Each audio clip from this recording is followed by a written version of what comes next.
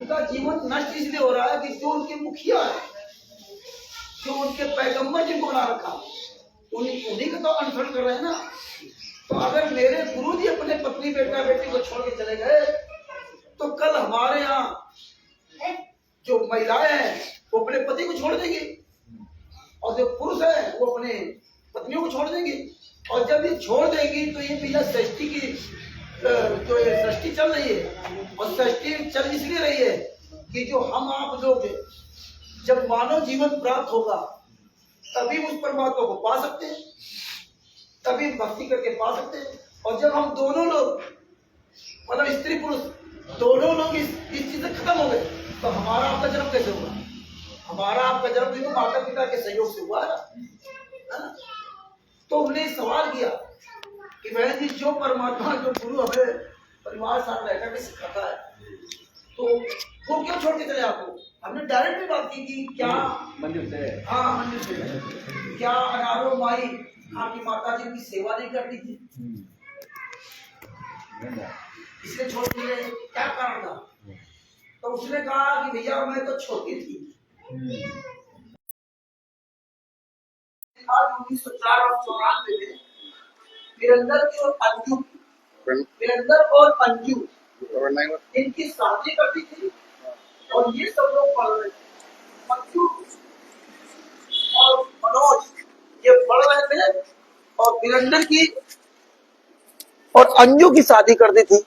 यानी कि वीरेंद्र सबसे बड़ा है, अंजू उससे छोटी है, फिर ये मंजू होगी या मनोज होगा, दोनों में। तो ये पढ़ रही थी, तो ये क्लियर होगा ना, ये कम से कम 14-15 साल की होगी उसमें, है ना। और ये करे मैं छोटी थी। तो अगर ये रियल बात बता देती तो कोई बात नहीं थी कि हाँ मैं 15 साल की थी या कुछ थी, लेकिन रियल बात बताती तो फंस गई थी कि फिर ये गुरु ने छोड़ा क्यों। ये तो कारण हो गया ना। जो आदमी खुद इंजीनियर पद पे हो, महीने 10-50 हजार रुपए कमा रहा हो, और उसको मजबूरी में घर छोड़ना पड़ा हो। अच्छा, ये भी आप कह सकते हो कि नहीं नहीं गुरु ने सेवा के लिए छोड़ा था, तो फिर ये बात क्यों कही कि मेरे बेटा बेटी 4 संतानें थी, मैं जानता हूं कितनी मेरी सेवा करते थे, फिर ये बात क्यों कही? तो वो सवाल का जवाब वो नहीं दे पाई। इसलिए हम आपसे बताना चाहते हैं कि परमात्मा तो 1994 में पहले से दुखी थे। ये बड़ा अत्याचार किया भाई।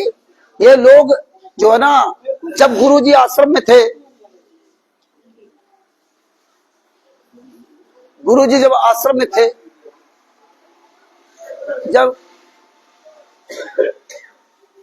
जब गुरुजी आश्रम में थे, वो जींद में थे, अपना घर परिवार छोड़ के जींद में रह जाके ना, तब ये पत्नी साथ में क्यों नहीं गई? नहीं गई। तो करौथा आश्रम किसने बनाया? जब गुरुजी जींद में कुटिया बना के रहते थे, तो संत रामपाल जी महाराज ने कोई आश्रम नहीं बनाया। जिनको कुछ लाभ हुआ उन्होंने करौथा आश्रम बना दिया। जब करौथा आश्रम बन गया तो ये लोग वहां पर इंटर कर गए, पहले तो कोई थे नहीं। और गुरु जी सत्संग में बताया कि भक्तों ने एक छोटा आश्रम करौथा में छोटी जगह करके आश्रम बना दिया, और फिर भक्तों ने प्रार्थना की कि गुरु जी वहां चलो, सत्संग वहां करो। तो गुरु जी ने कुछ नहीं बनाया ना। और अगर गुरु जी ने कहा होता कि भैया आश्रम बनाओ मेरे लिए, तो गुरु जी फिर ये बात नहीं कहते कि भक्तों ने मुझसे प्रार्थना की कि अब आप वहां चलो। अगर गुरु जी ने बनाया होता तो ये बात भक्तों वर्ग क्यों कहते? तो ये तो संत रामपाल जी महाराज साथ पहले अत्याचार कर रहे थे, और उस पूर्ण परमात्मा को ये मार्ग हजारों साल लेके जाना था। और ये जानते थे शुरुआत में ये कितने लोग गलत होंगे, कितने अच्छे लोग होंगे। ये हमारे जो भोले बच्चे हैं, बरवाला आश्रम में हम आप गए, तो हम भी आप ही की तरह थे, हमें भी नहीं पता था, हमसे भी गलती हुई। वो गलती, या यूं कहे कि भाई हम दूसरे धर्म गुरुओं का जो सिस्टम देख करके ना, हम सोचते थे यहां भी वैसे सिस्टम होगा। जो लोग डील कर रहे हैं उनकी बात बता रहे हैं, ज्ञान की बात नहीं। ज्ञान तो अलग था, लेकिन डील करने वाला सिस्टम लगभग सब 19-20 वही था। तो हम यहां भी सोचते थे कि यहां भी मुखिया है, सब एक से, तो यहाँ भी हम नहीं बोल पाते थे, तो हो सकता चलो भाई हमारी वहां कमी थी, लेकिन परमेश्वर ने फिर भी हमारे पर दया की। वो जानते थे कि इस तरह के लोग मतलब जो है ना फंसेंगे यहाँ पर। तो उस परमात्मा ने बरवाला कांड के बाद वो स्वयं तो यातना सही, लेकिन आज आप देखिए, जो चीज आप 2014 में नहीं जानते थे, जो चीज आप 2012 में नहीं जानते थे, जो चीज आप 2015-16 में नहीं जानते थे, और आज आप ये 20 साल से जो इन्होंने ये पूरा 1994 के पहले से और बाद से और 2014 तक जो कांड का इन्होंने पूरा जो षड्यंत्र रचा चारों तरफ से, मतलब कोई रास्ता इन्होंने ऐसी बाकी नहीं रखी जिस रास्ता में रोड़ा ना बने हो, चाहे वो ज्ञान में हो और चाहे कुछ हो। लेकिन परमात्मा ने क्या किया, 10 साल के अंदर पूरी तरह से उनको नंगा कर दिया। कभी आपने सोचा था क्या कि आज हम आप लोग यहाँ इकट्ठा होंगे? हमें पता चलेगा कि संतराम पाजी वहां पर जो इतने केस लगे किसने किया? कभी सोचा था ये पुस्तकों के बारे में मुझे पता चलेगा? क्या हमें इतना ज्ञान है क्या जो हमें इसके अंदर लिखी बातें आपको बता रहे हैं? नहीं, वो परमेश्वर ने सब दया की। और परमेश्वर कहते हैं, जिन खोजा तिन पाइया गहरे पानी पे, मैं बपुरा बूढ़न डरा रहा किनारे पे। जो खोजेगा उसको परमेश्वर जरूर उपलब्ध कराएंगे। अगर आप सब लोग के अंदर ये भावना हो जाए आज के बाद अपने गुरु के लिए हम तरह समर्पित हो जाए, तो तुम्हें कोई चीज ऐसी दुर्लभ नहीं है जो तुम्हें मिल ना जाए। अगर परमेश्वर के लिए समर्पित हुए तो आज परमात्मा ने सारे एविडेंस उपलब्ध करवाए, अब विदाउट मनी, किसी को कोई पैसा खर्च नहीं हुआ। और इतना आप लोगों से लूटा जा रहा, पवन तक संजय तक इतना लूटे, लेकिन मिल क्या रहा? केवल लक्ष्यदार भाषण, बस, और कुछ नहीं। आज वही लोग जब ऐसा परमेश्वर चक्र का ये ज्ञान अमृत शरीर का विश्राम पुस्तक जो बनवा दी, जो ये सब कहते थे कि केसों की जजमेंट की फाइल क्यों नहीं देते, ये फाइल क्यों नहीं देते रांची सभा सेवा सिंह गुंडे, एपी सिंह वकील फाइल क्यों नहीं देता जो 5 लाख रुपए तारीख लेता? सब चिल्लाते थे कि फाइल मिल जाए तो पता चल जाए कौन हो।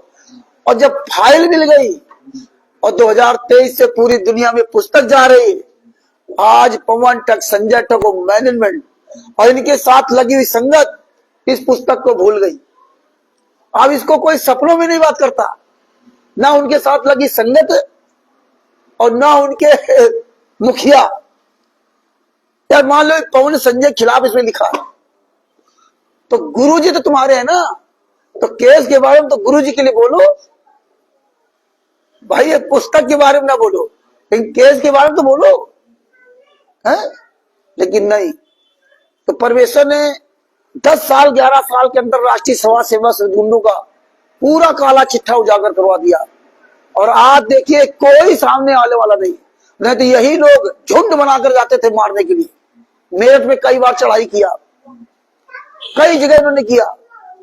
और पहला समागम था शायद आपके शादीपुर में है, जब फरुखाबाद वाला कार्यक्रम बंद हो गया था और इसके लॉकडाउन के बाद ये पहला इनके यहाँ जो प्रोग्राम रखा गया शोभरन दास जी के यहाँ, डॉक्टर साहब के यहाँ, तो हम लोग सब एक झोपड़ी में बैठे थे, बड़े छप्पर का बंगला रखा था उसी में, और वकील साहब हम सब लोग रहे। वहां कभी 5-7 पुलिस वाले आए, पुलिस वाले का 3 स्टार सब, जैसे मालूम पड़ता बहुत बड़े कोई आतंकवादी हो। और एकदम वहां करके वहां जो है ना 2 गाड़ियों से आए। और अंत में क्या हुआ, थाने गए हम लोग, और जो वहां से आए तो वो खुद भाग गए वहां से ना। तो वो भागे क्यों? क्योंकि सबूतों ने हमें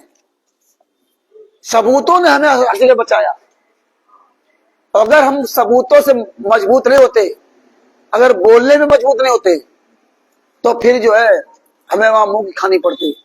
इसीलिए आप सब लोग पढ़े लिखे हो चाहे ना हो, आपके पास सबूत हो चाहे ना हो, लेकिन आपकी जो भाषा शैली है, आपका जो बोलने का जो तरीका है, वो विधि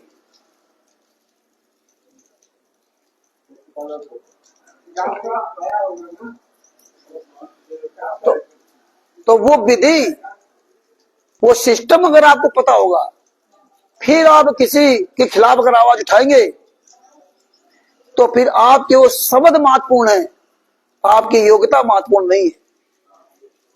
हम कोई वकील को थोड़े हैं, लेकिन सबसे सीखा। तो अब शुरुआत करते हैं। यहाँ देखिए भगत जी, हमारी प्रार्थना है तो हम लोग अपने भगत में जुटे।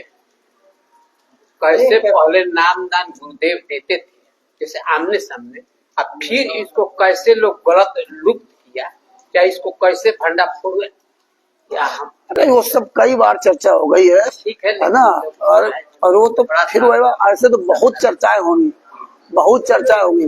केवल नामदान ही नामदान तो आप खुद ही समझ रहे हो, जब टीवी द्वारा फर्जी नाम दीक्षा दी जाए, अभी कितने बार आप लोग सब बताया गया है, सब जानते हो। टीवी और लोग हम सोचते हैं कि सुन, अरे वो वही बात आप देने के बाद में फिर कैसे वही बात आप जिंदगी भर कहते रहोगे, तो केस के बारे में क्या क्या करोगे? ये तो आपको सबको पता हो गया कि टीवी द्वारा नाम दीक्षा फर्जी है, गुरुजी ने कोई अधिकार नहीं दिया, आप रोज वही कहते रहो। या कोई व्यक्ति अपना समझना चाहे, अब या तो फिर आप जजमेंट की फाइल सब पीछे कर दो, जिंदगी भर जब हम आए तो यही चर्चा करते रहोगे, और वही चर्चा हो रही है। चर्चा तो वही हो रही जब आपकी शुरुआत ही गलत थी, जब आप आश्रम के अंदर एंट्री किया था वही गलत था। और गुरुजी ने सत्संग के माध्यम से बताया भी है, दास के जाने के बाद सीढ़ी का सीधा उद्देश्य दिया जाएगा, सारी चर्चा होंगी। दूसरी बात, अब जब आप लोग खुद जागरूक नहीं बनोगे, भाई आप जान जाओ, तो आपका भी कर्तव्य बनता है एक दूसरे को बताओ, आप भी अपनी आवाज उठाओ। अगर आप एक एक करके 11 बनोगे तब जाकर, अब जैसे कबीर सागर का सलाह है, समस्या ही होती है जब कहीं कोई बात होती है बीच में आप लोग काट देते हो ना, तो बात कहाँ हम करने जा रहे थे और बात आपने कहाँ शुरुआत कर दी। ये सब आप लोगों का जो तरीका है ये ठीक नहीं है ना। आप लोग जो है ना, सबसे बड़ी बात ये कि कहाँ हाँ पोस्टर लगे हैं यहाँ पे, आप इसके बारे में बता सकते हैं? वो तो बाद में बताया जाएगा ना, सब चल करके ना। हाँ? यही सबसे बड़ी समस्या है कि जब जो हम शुरुआत कर रहे हैं जड़ वाली बात है, और ये लाइव चल रहा है, लेकिन हम कहाँ से शुरुआत करने जा रहे हैं, और आप लोग बीच में टोक देते हो। कहना तो बाद में बात करो तुम, वो सब अपने आप आ जाएगी। जितना आप लोग यहाँ ज्ञानी बन जाते हो, बुरा न मानना, आपके पास मोबाइल है, आपकी हिम्मत क्यों नहीं पड़ती कि आप रोज वीडियो बना डालो? क्यों नहीं डालते हो? आपको पता है ना, जितने हमारे भाई बहन है, हम कह करके परेशान हो गए, ऐसे मोबाइल रखो सामने, आप क्यों नहीं डालते हो? नहीं डालोगे। गुरु के बारे में आप नहीं बोलोगे कि हम अपने गुरु के बारे में बोल करके वीडियो बना पूरे वीडियो डाले, क्यों नहीं डालते हो आप? क्या आपको कुछ आता नहीं? क्या आप सारे काम करते हो, कोर्ट कचहरी मुकदमा सब करते हो, लेकिन यही हमारी बात लोगों को खराब लगती है कि आप लोग कुछ करो मत गुरु जी के लिए। तुम्हारा ये सब वीडियो चल रहा है, गुरु जी ने बताया कि त्रिकुटी में सब पता चलेगा, लेकिन फिर भी आप नहीं करना चाहते। 24 घंटे कोर्ट कचहरी मुकदमा करोगे तुम। इन्हीं की बात नहीं कर रहा हूं, अन्य भी, ये ना सोचा ही नहीं का, इनसे कह करके छक गए, लेकिन आज तक इन्होंने एक हाथ भले कोई वीडियो डाले, लेकिन हिम्मत रही कि अपने गुरु के लिए बोल जाए, और हंसेंगे अलग से ना। ये बता दो कि नाम दीक्षा कैसे, लेकिन ये खुद नहीं बताएंगे कि हमें क्या पता क्या नहीं। इनके पास किताब है ना, एक भी पुस्तक ये बलांग नहीं डालते कि पुस्तक लेके ऐसे पकड़ डाल दो। क्यों नहीं डालते हो? ये ड्रामा करने से काम नहीं चलेगा कि आप भीड़ का हिस्सा बनते रहो। आप आवाज उठाइए, लेकिन जब कहीं हम लोग चर्चा करेंगे इस बात की, तो उसमें जरूर ऐसे लोग जो ना बीच में टांग जरूर डालेंगे। ये सबसे बड़ी प्रॉब्लम इस देश में। तो भगत भाइयों, ये जो ज्ञान का पुस्तक है, इस ज्ञान का पुस्तक को इन्होंने जो छापा, तो सबसे पहले हमारे गुरुजी ने पुस्तक लिखी थी, भक्ति सौदागर का संदेश। वो पुस्तक इन्होंने गायब कर दी। गायब करने के बाद ये तो लंबी चर्चा का विषय है, और ये ज्ञान का पुस्तक, तो इसमें इस पुस्तक में हमने ऊपर लिखा है 18/11/2014 के पहले वाली ज्ञान गंगा। अभी हमारे गुरु भाई ने एक सवाल किया था कि ये भगत जी इसमें कैसे पता चलेगा ये 2014 के पहले वाली या 2014 के बाद वाली है। तो उनको ये बताया था कि भगत जी इसमें इन्होंने कोई संस्करण नहीं डाला है, ये 2014 के पहले वाली है, जो 2014 के बाद वाली है। ये केवल हम इस आधार से कह रहे हैं कि ये 2014 के पहले जो पुस्तक प्राप्त की थी उसमें क्या लिखा, भविष्यवाणी में ये जो दूसरी पुस्तक आई, जब इनका खुलासा हो गया तो इसमें परिवर्तन क्या किया, तो वो परिवर्तन साबित कर रहा है ये 2014 के बाद वाली पुस्तक है। बाद बाकी मेरे गुरुजी ने सबसे पहले यही दिखाया था कि पुस्तक का नाम क्या है, कहां छपती है, संस्करण क्या है, मूल क्या है, सब कुछ दिखाया था। लेकिन इसमें कुछ भी नहीं पड़ा है, कहां छपती है, संस्करण क्या है, कुछ भी नहीं। हालांकि इसके पहले एक और पुस्तक है, इसमें तो उन्होंने वो हटा दिया जो लिखा है भक्ति सौदागर का संदेश विकल्प ज्ञान का। हाँ, इसमें तो कोई पुरानी वाली पुस्तक है, जो ये पुरानी वाली है, इसमें तो कोई लिखा हुआ है भक्ति सौदागर का संदेश विकल्प ज्ञान का। इसमें इस पुस्तक में लिखा हुआ है भक्ति सौदागर का संदेश विकल्प ज्ञान का। तो इससे मुझे पता चला कि संत रामपाल जी महाराज की जो पुस्तक बनाई हुई थी भक्ति सौदागर का संदेश, ये पुस्तक क्यों बंद कर दिया। विकल्प का मतलब क्या होता है, विकल्प का मतलब होता है कि अगर अब यहाँ से दानापुर स्टेशन जा रहे हैं तो हमें अगर कार नहीं, बस नहीं मिली तो ऑटो मिला, ऑटो नहीं मिला तो कोई टैक्सी वैसे जा रही है वो पकड़ लिया, या कुछ भी नहीं मिला तो ट्रक जा रहा है, ये होता विकल्प। लेकिन मेन हमारा साधन क्या था, बस द्वारा जाना। बस नहीं मिली, छूट गई, तो हमें वहां जाना है, तो ये विकल्प होता है। तो हमारे गुरुजी पृथ्वी पर जीवित है और पुस्तक जो लिखी थी वो भी है। फिर वो पुस्तक बंद करके ये क्यों निकाला गया, विकल्प क्यों निकाला गया। इसके अलावा ये जो पुस्तक है ये ज्ञानगंगा ये भी है और ज्ञानगंगा ये भी है। अब इस ज्ञानगंगा में लिखा दिया विकल्प ज्ञानगंगा, भक्ति सौदागर का संदेश विकल्प ज्ञानगंगा। और जब इसका खुलासा हो गया तो इन्होंने क्या किया, 2014 के बाद वाली पुस्तक से ये मैटर हटा दिया, भक्ति सौदागर का संदेश विकल्प ज्ञानगंगा पुस्तक का मैटर हटा दिया। अब यहाँ देखो इसका पूरा पैटर्न चेंज कर दिया पूरे पन्ने का। इसका जो क्या सिस्टम है, ये ज्ञानगंगा पुस्तक है और इसका जो सिस्टम क्या है, ये पुस्तक है और इसमें इन्होंने यहाँ देखो पूरा खाली जगह पड़ी पूरा, और यहाँ इन्होंने इस तरह परिवर्तन कर दिया। ये दोनों ज्ञान का पुस्तक सामने है और इसका दिल दोनों क्या क्या परिवर्तन कर दिया, ये आप देख सकते हैं। ये क्यों परिवर्तन किया, जब चोर नहीं हो तो परिवर्तन क्यों, क्योंकि तुम्हारा जब ये खुलासा हो गया तो इन्होंने परिवर्तन कर दिया। दूसरा परिवर्तन क्या किया, 2014 पहले वाली ज्ञान का पुस्तक के पेज नंबर 149 पर इन्होंने जो भविष्यवाणी लिखी, बहुत सारे संत नेता आएंगे और जाएंगे, सब परमात्मा के द्रोही तथा अभिमानी होंगे। 2010 बताते हैं कि 2010 में पुस्तक लॉन्च किया था इन्होंने ज्ञानगंगा। उस समय तो हम नहीं थे, लेकिन 2010 बताते ज्ञान का पुस्तक लॉन्च किया था।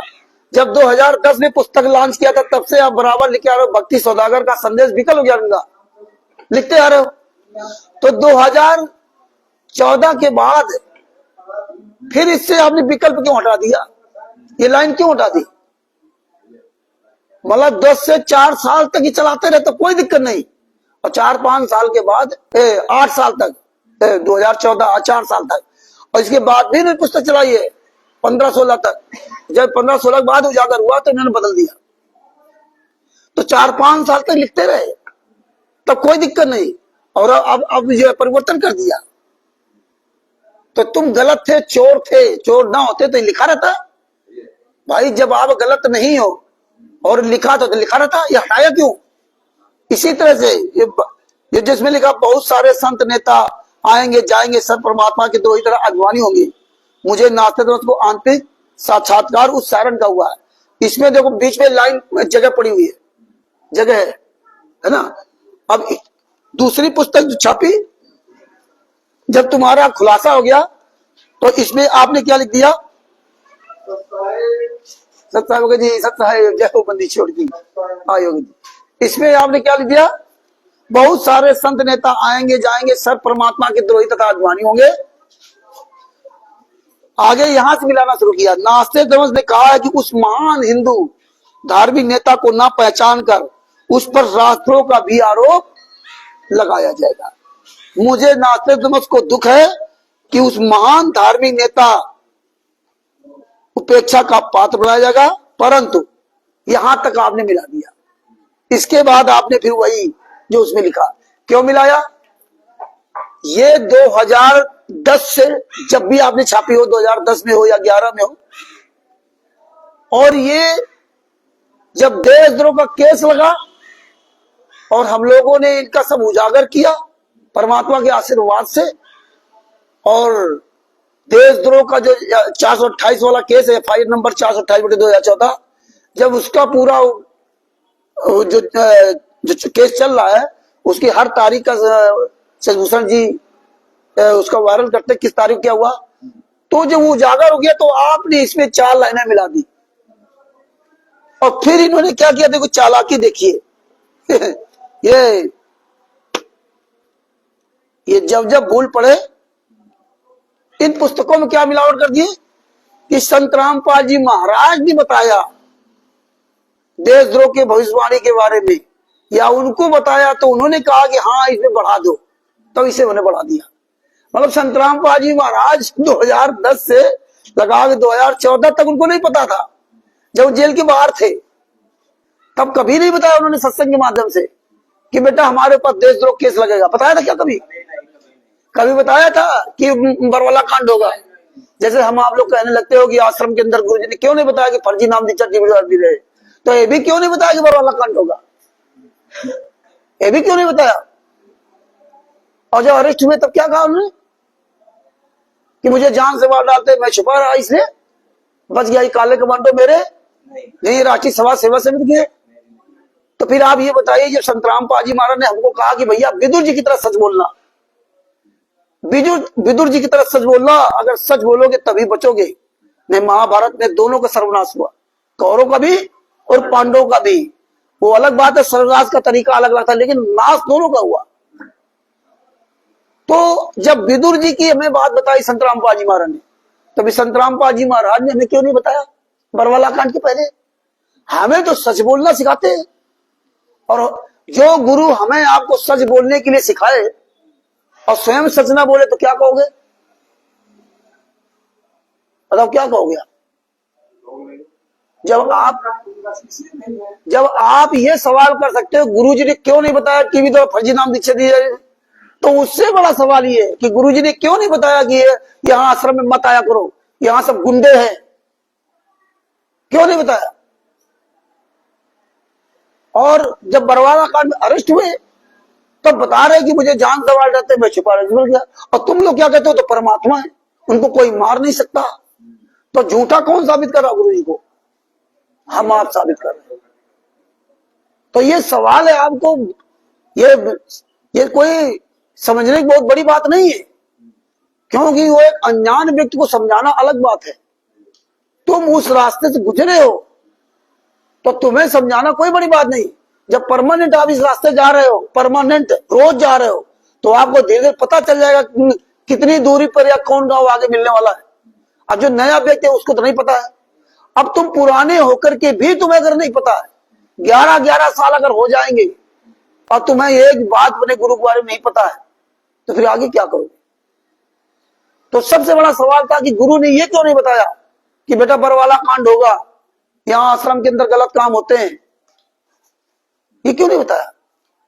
क्योंकि परमात्मा ने कहा था कि मेरा और काल से अनुबंध है, मैं डायरेक्ट नहीं कहता था किसी से।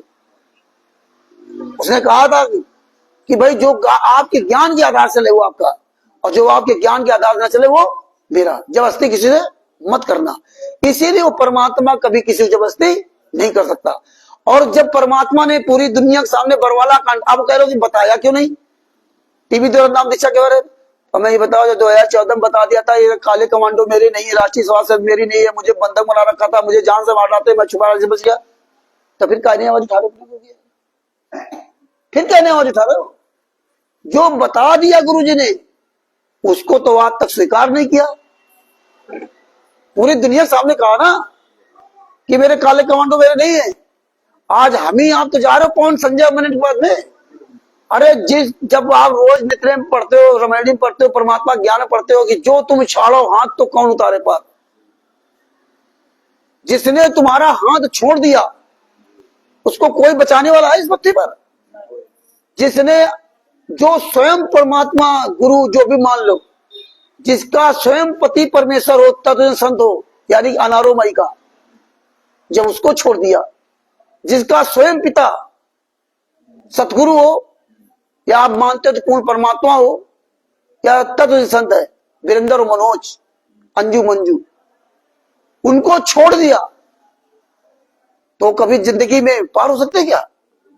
और संत रामपाल जी महाराज, जिसको पूरी दुनिया के सामने कहा कि राष्ट्रीय सभा से मेरी नहीं है, ये काले कमांडो मेरे नहीं है,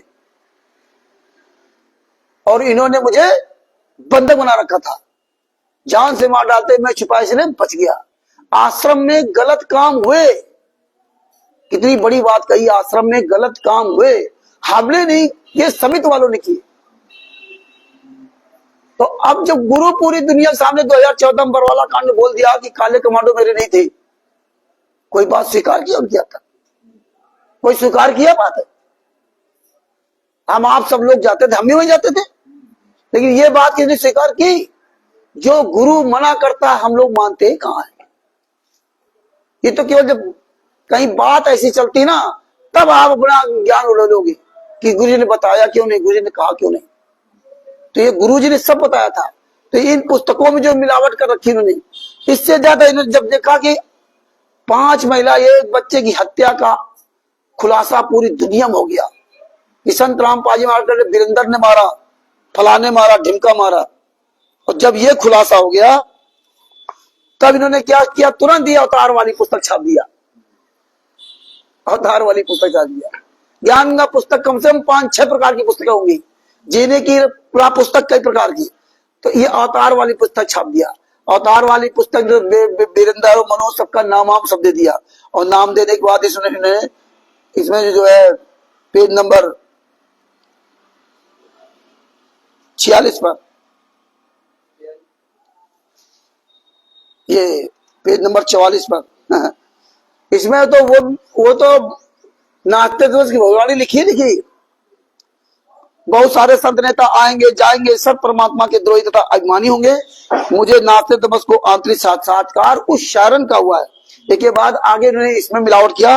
नाचते दिवस ने कहा है कि उस महान धार्मिक नेता को ना पहचान कर उस पर राजद्रोह का आरोप लगाया जाएगा। इसमें एक और आरोप लगाया जाएगा। इसमें एक और बात मिला दी आगे ने, उस कार्रवाई में 6 लोग मारे जाएंगे। हाँ, परंतु एक शत्रु के उन्माद अहंकार को समाप्त कर देगा। मुझे नाते हुए दुख है कि वह महान धार्मिक नेता सारण उपेक्षा का पात्र बनाया गया। जब इसमें 6 मारे जाएंगे, तो जब इसमें तुमने परिवर्तन की दिवाली, तो इसमें क्यों नहीं लिखा था? ये भी लिख देते ना। लेकिन क्यों ये बाद में खुलासा हुआ कि 6 लोग इन्होंने हत्याएं की। जब जजमेंट की फाइलें हर भगत के पास पहुंच गई, पुस्तकें पहुंच गई, तब तुमने इसमें, अब इसमें तो गुंजाइश बची नहीं ना मिलाने की, इसमें मिला दिया कि उस कार्रवाई में 6 लोग मारे जाएंगे। तो ये इसीलिए परमेश्वर बिना सबूत कोई बात नहीं करते। और वो आज ये कौन छाप रहा पुस्तक? पहले तो बड़े गुंडे दिखाते थे, आए दिन कहीं यहाँ कहीं वहां, तमाम तरह जो है ना, हम लोग जो कहीं चर्चा करते थे वहां पहुंच जाते थे। आज कहां सब मर गए? आज कोई कौन है जो पुस्तकों छाप रहा है? और सारा काम पीला पर्चा सतलोक आश्रम बरवाला के नाम से ना। तो ये बातें अगर हम आप लोग सोशल मीडिया के द्वारा आवाज नहीं उठाओगे और जान रहे हो, तो सबसे बड़े दोषी हम आप। इसलिए हमें आप सबको आवाज उठानी चाहिए, समय निकालना चाहिए। जीवन का कोई ठिकाना नहीं है, कब तुम्हारा नरक मान जाए तुम्हें होश नहीं है। ये जो हम आप लोग एंड्रॉइड मोबाइल लेकर के चुपचाप घर बैठे ना, तब आप लोग होश नहीं है। जानते हो हमारी यही जिंदगी है, और ऐसे जिंदगी कितनी तुम्हारी सुखमय है ये सब जानते हो। कितना तुम परेशान हो अपनी जिंदगी से। आदमी स्वयं निर्णय ले कि आप कितना परेशान हो। 24 घंटा आप मरे जा रहे हो अपने घर परिवार खेती बाड़ी के मारे में। लेकिन गुरु के बारे में तुम्हारे पास सोचने का मौका नहीं है। आखिरी पड़ाव पहुंच गए हम लोग। आखिरी पड़ाव पहुंचने के बाद भी हमें होश नहीं है कि हम कर क्या रहे हैं। हमारा जब जन्म हुआ था उस समय क्या थे, और आज मरते समय हमारा क्या हो रहा है।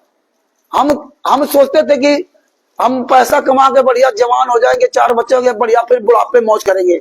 आज आप स्वयं सब लोग निर्णय लीजिए कि बुढ़ापे में आप कितना सुखी हो। इतना तो आप जवानी में दुखी नहीं थे जितना आज आप बुढ़ापे में दुखी हो। तो दुख का कारण यही है कि हमें अभी भी होश नहीं कि हम परमात्मा के लिए हम समय निकालें। तो कब समय होगा। तो ये बातें आप सुन लेते हो, आपको मोबाइल परमात्मा ने दे दिया। और सबसे बड़ी बात, परमात्मा ने नानक जी तरह आपको नहीं कहा कि जाओ बेटा पैदल पूरी दुनिया में प्रचार करो। और आप बताइए, आपके पास इतना समय नहीं है। आप जैसे लोग 10-10, 20-20 हजार मोबाइल लेकर के ना दुनिया बकवास सुनने के लिए समय है, लेकिन अपने गुरु के लिए ऐसे मोबाइल लग करके 2 मिनट बोलने का समय नहीं है। अरे कोई नौजवान लड़के बच्चे हैं, परिवार पालने के लिए अपने बच्चों को मेहनत मजदूरी करे, चलो ठीक है, तुम्हारा क्या है। लेकिन जिसके पास जितना है उतना ही वो परेशान है। अपने गुरु के लिए उसकी आवाजें नहीं निकल रही है। वह दिन भर वो घड़ी लगाता है, कहाँ जमीन खरीदूं, कहाँ ये करूं, कहाँ वो करूं, कहाँ दिन भर सिर्फ परेशान है। होश है नहीं उसको, तो नहीं हो सकता, ना हो सको भाई। इसी तरह देखो, इन्होंने जो पुस्तकें निकाली, जीने की राह, ये देखो 2 पुस्तकें जीने की राह, दोनों पुस्तक। एक और पुस्तक इन्होंने निकाली है, जैसा कि हमें सुनने में आया, एक कोई मध्य प्रदेश का भगत था, हालांकि वो बता रहा था मैं नामदानी नहीं हूं, झूठ बोल रहा था और चापलूसी भी कर रहा था। जीने की राह पुस्तक के बारे में बात हुई, जब उससे कहा कि देखो इसमें जो है पता कहाँ का लिखा हुआ है, एक में दिल्ली का लिखा हुआ है, एक में जयपुर का लिखा हुआ है। और जो हमारी शिवांश नारायण द्विवेदी जी से जब चर्चा हुई, वो जब और भगत आ जाएंगे तो वीडियो चलाएंगे, क्योंकि वो वीडियो बहुत जरूरी है, उसमें सारा एविडेंस है, आप लोगों ने देखा होगा। तो शिवांश नारायण द्विवेदी के साथ जब चर्चा हो रही थी, तो एक राष्ट्रीय समाज सेवा समिति का जो गुरुगा था, वो ज्ञान जीने की राह पुस्तक के बारे में बातचीत हो रही थी।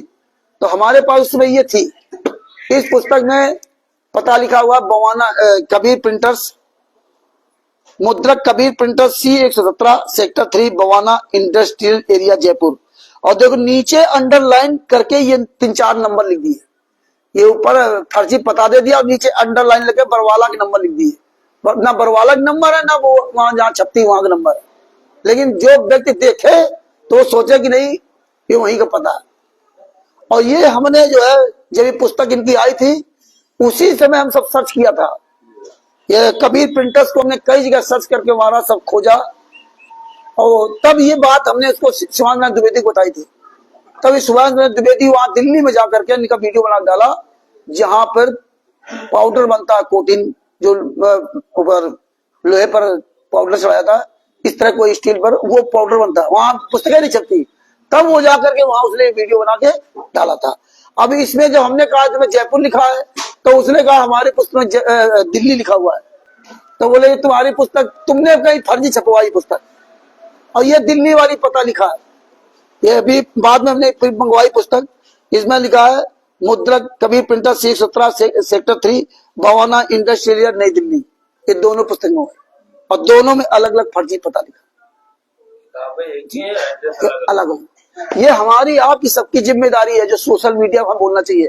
अगर आप सब लोग डेली अगर ये चीजों को सोशल मीडिया पर बोलना शुरू कर दो आप लोग, तो ये समझ लो वो दिन दूर नहीं।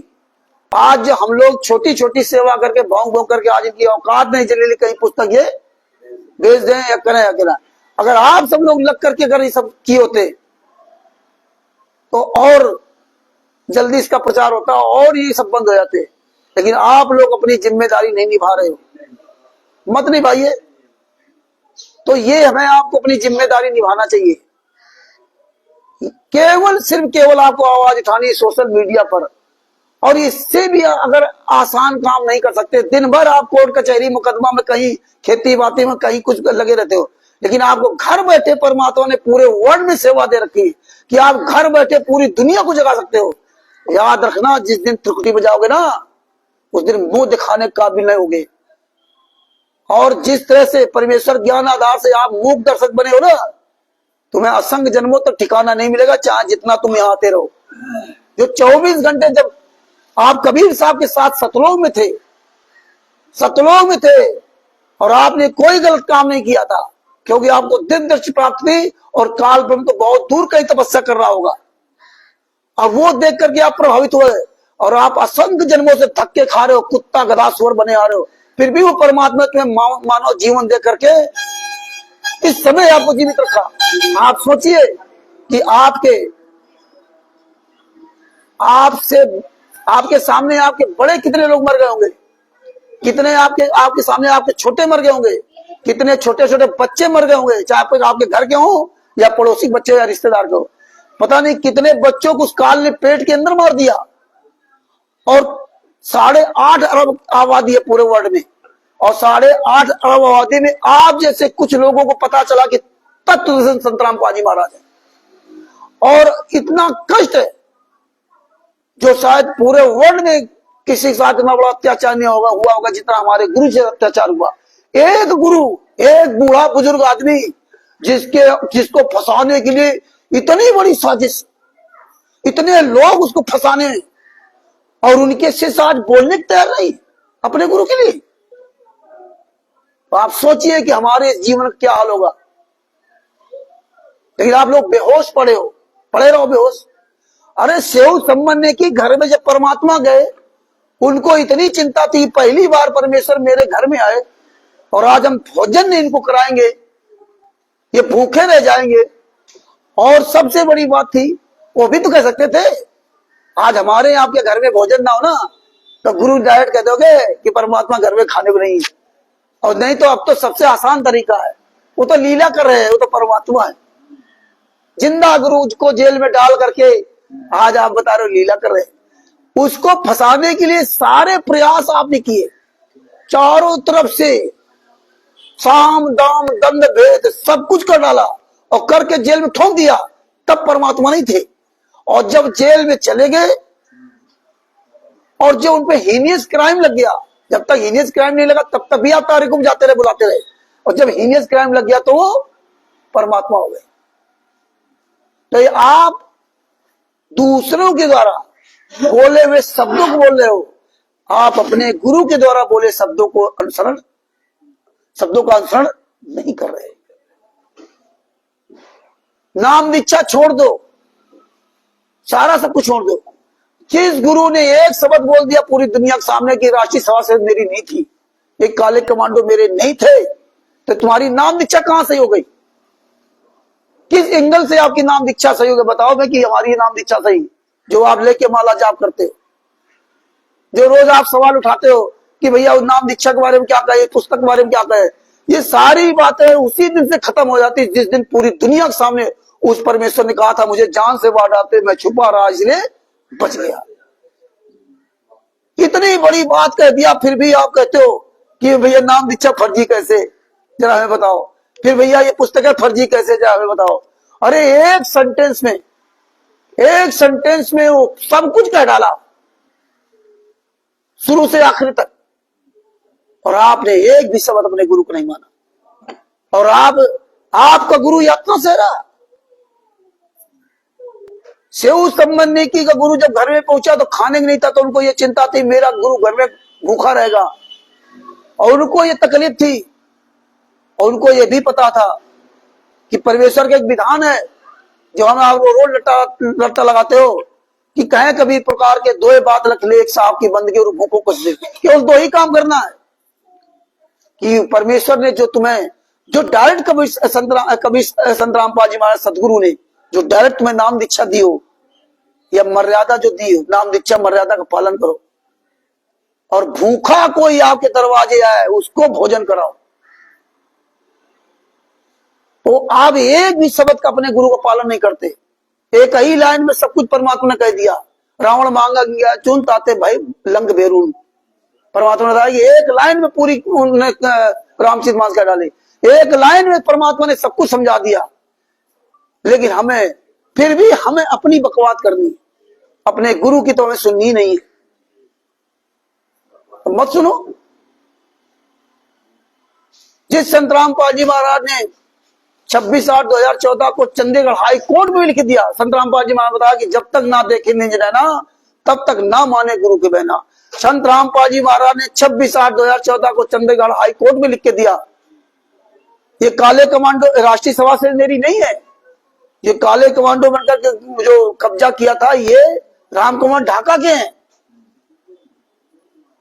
और संत रामपाल जी महाराज ने यहां से लिख कर दिया कि मेरे शिष्य अवश्य लेकिन मेरे कंट्रोल में नहीं है। आप कोई कंट्रोल में नहीं हो तो सब तो फेल हो गए ना। मेरे शिष्य अवश्य लेकिन मेरे कंट्रोल में नहीं है। आज तक आप लोगों ने एक बात मानी, जो परमेश्वर ने कहा कि राष्ट्रीय सभा से मेरी नहीं है, मुझे जान से मार डालते, मैं छुपा रह गया। क्यों नहीं आवाज उठाते हो आप लोग? क्यों आप लोग चुपचाप घरों में मूंद बैठे हो? इतने 10-20 रुपए मोबाइल लेकर के ना, क्यों बैठे हो चुपचाप? ये सब तुम्हारा वीडियो बनेगा, ये वहां सब पता चलेगा। हमारे आपके अंदर हम इतने निर्लज्ज क्यों हो गए यार? हमने अपने गुरु का मजाक बना रहे हैं यार। 24 घंटे साला हम अपने काम में लगे हुए हैं। तुम्हारी कोई जमीन कब्जा कर ले, एक हाथ अगर कब्जा कर ले तो तुम कोर्ट कचहरी दुनिया साले बाउंडर कर डालोगे। तुम्हारे गुरु को पूरे दुनिया में नंगा कर दिया गया और तुम्हें होश नहीं है।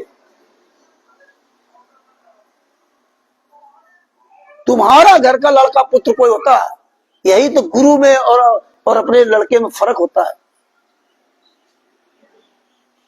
हमें होशे नहीं है। शेव शम्मन की घर में जब कबीर साहब और शेख फरीद और कमाल तीनों लोग गए तो शेव शम्मन की तीनों ने क्या किया? सत्संग से निर्णय लिया।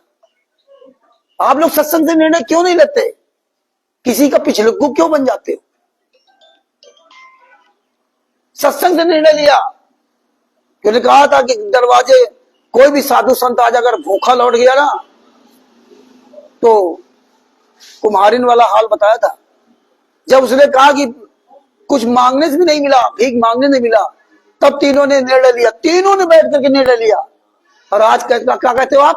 गुरुजी ने बताया क्यों नहीं? धिक्कार है तुम्हारी इसी जिंदगी को, तुम तत्व शिक्षित कहते हो। तुम कहते हो गुरुजी ने बताया क्यों नहीं कि 2008 से फर्जी नाम दीक्षा दी थी। जब कमाली शेख फरीद थे, उन तीनों लोगों ने गुरुजी से बताया क्यों नहीं कि मेरे घर में खाने नहीं था? मर्डर क्यों कर दिया अपने लड़के का? क्यों मर्डर कर दिया? जिसके घर में गुरु बैठा हो फिर वो अपने लड़के का मर्डर कर दे। लेकिन आप लोग तो बस इस कान से सुनो, इस कान से निकाल दो। परमात्मा ने कहा था कि सुनने से नहीं कोई लाभ होगा, इस पे अमल करो। माने देखिए ये होता ज्ञान चर्चा। चर्चा करे तो चौहटे, ज्ञान करे तो दो, ध्यान धरे तो एकला और न दूजा कोई। ये होती चर्चा। नेकी जो उसकी माँ थी सेव की, सम्मन की पत्नी, तीनों चर्चा कर रहे थे कि भैया खाने में कुछ नहीं मिला मांगने से, कपड़ा भी अपना पिछौरा। लेकिन हम लोगों तो मस्त हैं ज्ञान सुनने में। बड़ा बढ़िया ज्ञान सुनाया सेव सम्मन नेकी का। आप ये सोचिए कि वो नेकी जो थी ना, उसके तन पे कपड़ा क्या था? कभी विचार करते हैं?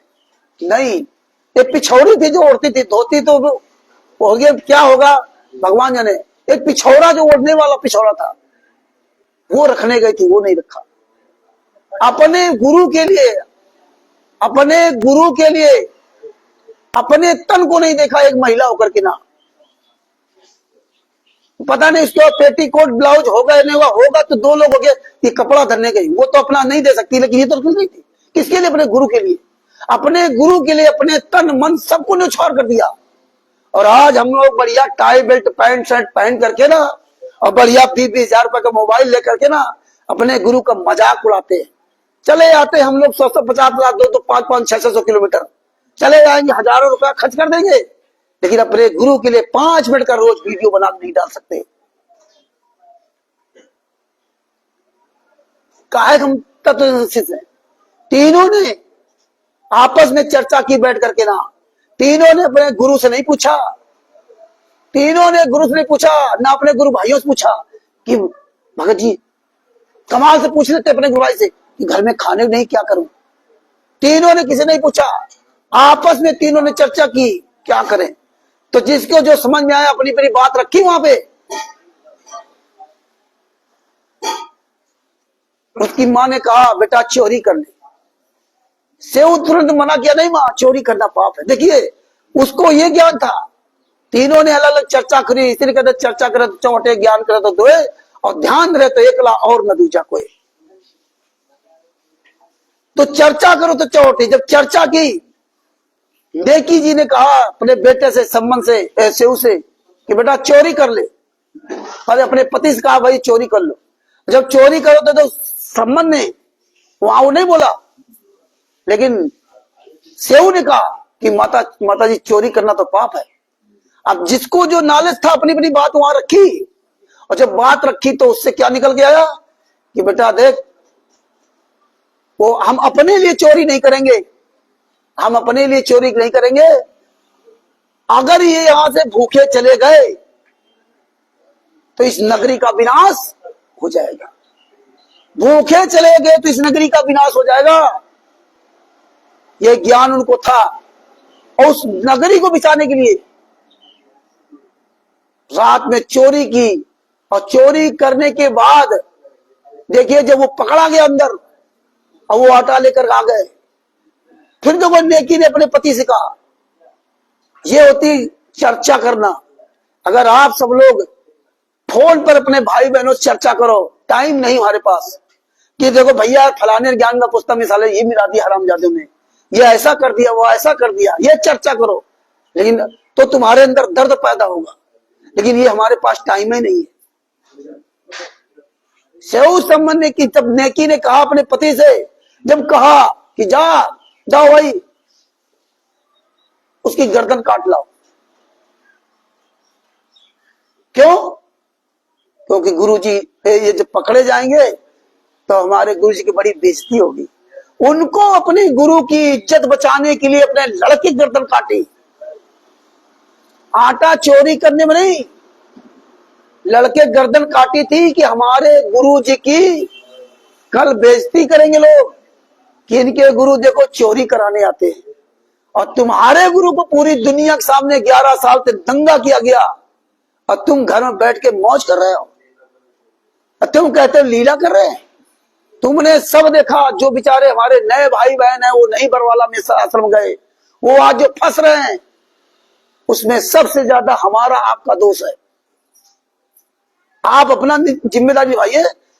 किस तरह से बरवाला कांड हुआ, किस तरह से हमारे गुरुजी पर हमारे भाई बहनों ने क्या क्या आरोप लगवाए, और आज 11 साल से वो यात्रा सारा, एक दिन का पैरोल नहीं मिला, और ये सब गुंडे बाहर घूम रहे, और आप अपने घरों बैठे मौज मस्ती कर रहे हो। गुरु तो एक दिन जाएगा, आज नहीं तो कल जाएगा। जब 625 साल पहले जब स्वयं कबीर साहब यहां से गए, लेकिन खेल किसका बिगड़ा? बर्बाद कौन हुआ? लूटा कौन? हम आप 64 लाख लूटे। सतलोक में कौन लूटा?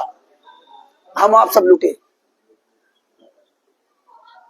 वहां हम आप लोग में थे। तो हम लोग ये 11 साल से अपने गुरु का दर्द सुन रहे हैं, और हमसे पुराने लोग होंगे वो सत्संग भी सुन रहे से उस संबंध ने कि सबका किस तरह से यातनाएं दी गई, किस तरह से पूरा चक्रव्यूह रचा गया, और आज हम आवाज उठा रहे। यार चोर की औकात कितनी, चोर की औकात कितनी। और फिर आप ज्ञान में कहते हो अरबों में कोई एक झुमक रहा। परमेश्वर ने कहा था कि आप किसी भी जन्म समुदाय में आपका जन्म हो, कहीं भी हो, अंग्रेजी बोलने वाली मनुष्यों के बीच में जन्म हुआ हो या अलग अलग भाषाओं में, जिस दिन आप ज्ञान पे, ज्ञान समझकर ज्ञान पे चलने लगोगे, उसी दिन से हम तुम्हारे साथ हो गए। और जब समय आएगा तो फिर हम तुम्हें नाम दीक्षा भी दे देंगे। ज्ञान तुम्हें बचाएगा, ये मंत्र नहीं बचाएंगे। अगर ज्ञान पे आप नहीं चल रहे हो ये मंत्र सब बेकार है, नियम पे नहीं चले, मर्यादा नहीं पालेंगे, सब कुछ बेकार है। और सबसे बड़ी तो मर्यादा आप अपने गुरु को, अपने गुरु की इज्जत मर्यादा को मतलब जो बनाए रखने की जिम्मेदारी मेरी है। इसलिए हमें आपको वो चीजें पूरी दुनिया में पूरे समाज को रात दिन एक कर देना चाहिए बताने में, जो जो हमारे गुरु के साथ उन्होंने चक्रव्यूह रच के षड्यंत्र रचा, उन पॉइंटों को हमें पूरी दुनिया के सामने उजागर करना चाहिए। आज परमात्मा की दया से आप देख रहे हो कि प्रयास किया गया, लगे रहे। 2016 से आवाज उठाना शुरू किया था और बहुत लोगों का साथ हुआ, बहुत लोग आए बिछड़े, सबका साथ किया और सबसे सीखा। जब तक मुझे नहीं पता था कि इस दवाई से मेरा नुकसान हो रहा, तब तक मैं खाता रहा, और जब मुझे पता चल गया ये दवाई से नुकसान, तो खाना बंद कर दिया।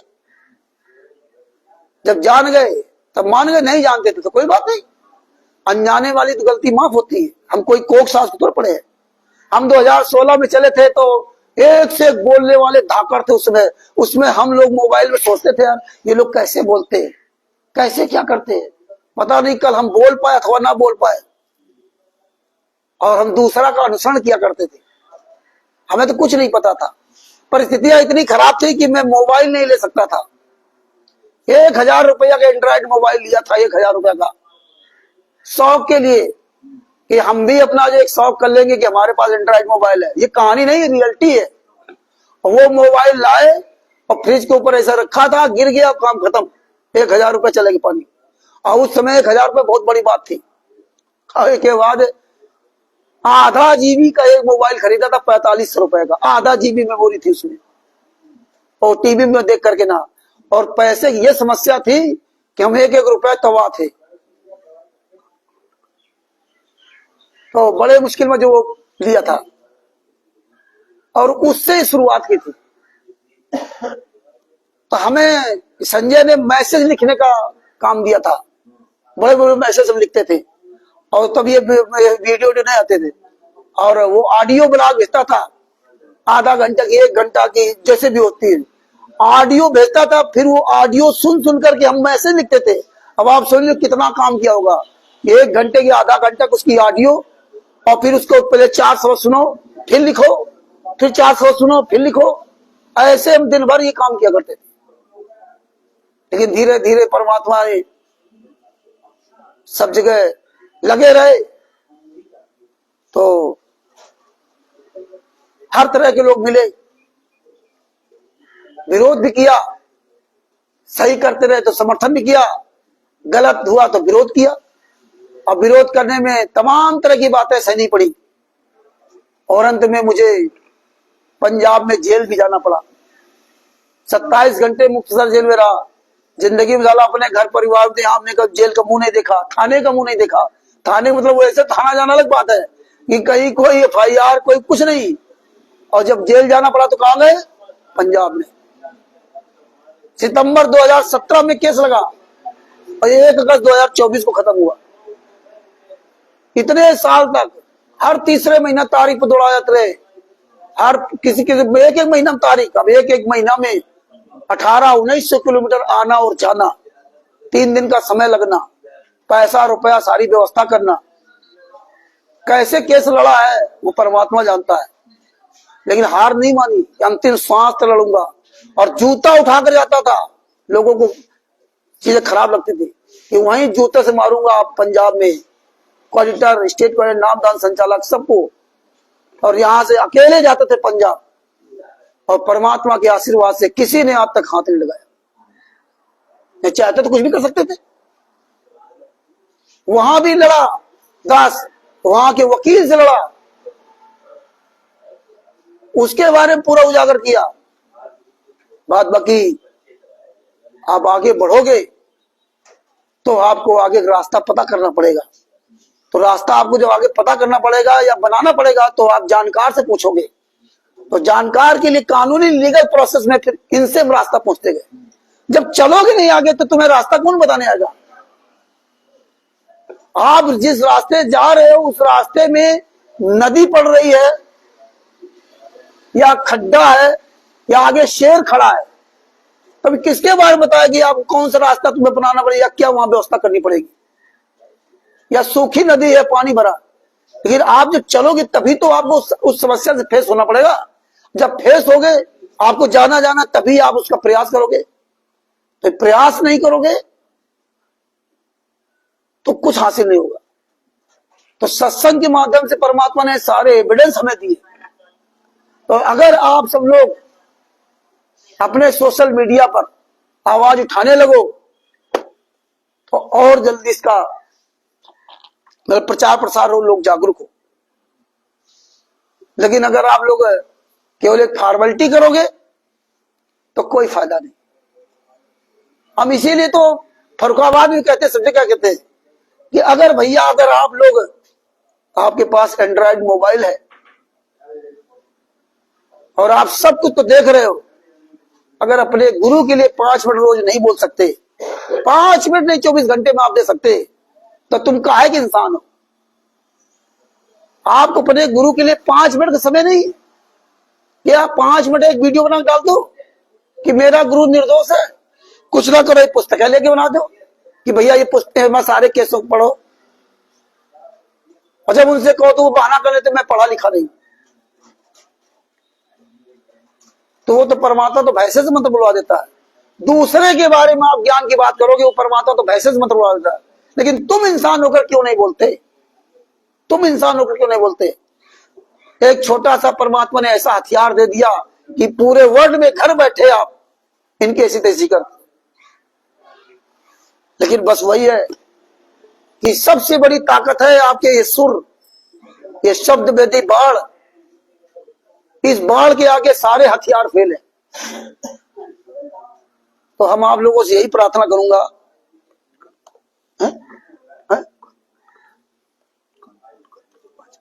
अच्छा, तो भगत जी कुछ बताना चाहते हैं नहीं, या बात को समाप्त करते हैं, इसके बाद फिर बात करेंगे। हाँ बताएं, बंद।